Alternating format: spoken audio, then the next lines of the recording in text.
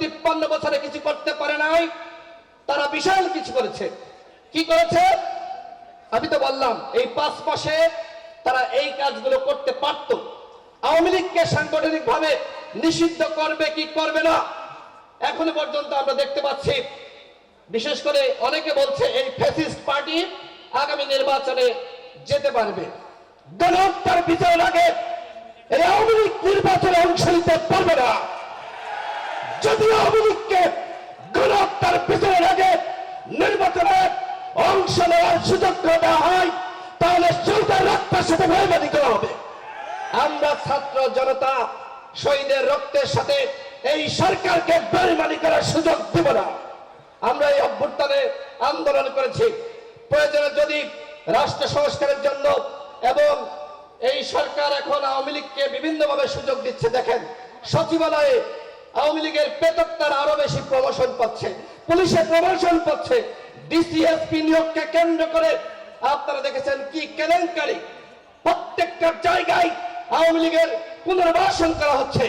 এর নাম কি রাষ্ট্র সংস্কার? এর নাম রাষ্ট্র সংস্কার হতে পারে না। আমরা রাজনৈতিক দলগুলো আমরা রাষ্ট্র সংস্কার চাই। এই সরকারকে আমরা সহযোগিতা করছি।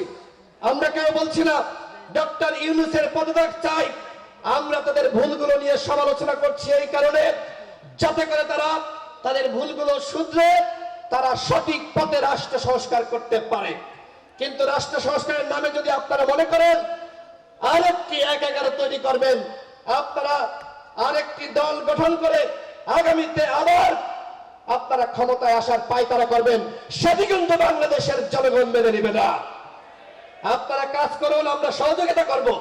কিন্তু এই যে দলগুলোর সাথে ৩-৪টি সংলাপ করলেন, সেই সংলাপের অর্জনটা কি আমি জানতে চাই। কি অর্জন আমাদের হয়েছে? এখনো পর্যন্ত একটি সঠিক রোডম্যাপ বা পরিকল্পনা আপনারা প্রকাশ করতে পারেন নাই। আনলিমিটেড কোনো কিছু ভালো না। আপনারা এখনো যে চিন্তা করছেন আনলিমিটেড, কবে ক্ষমতা থেকে নামবেন, কবে নির্বাচন দিবেন, সেটি আমরা কেউ জানি না। এইভাবে পরিকল্পনাবিহীন একটি আনলিমিটেড সরকার বাংলাদেশের জনগণ দেখতে চায় না।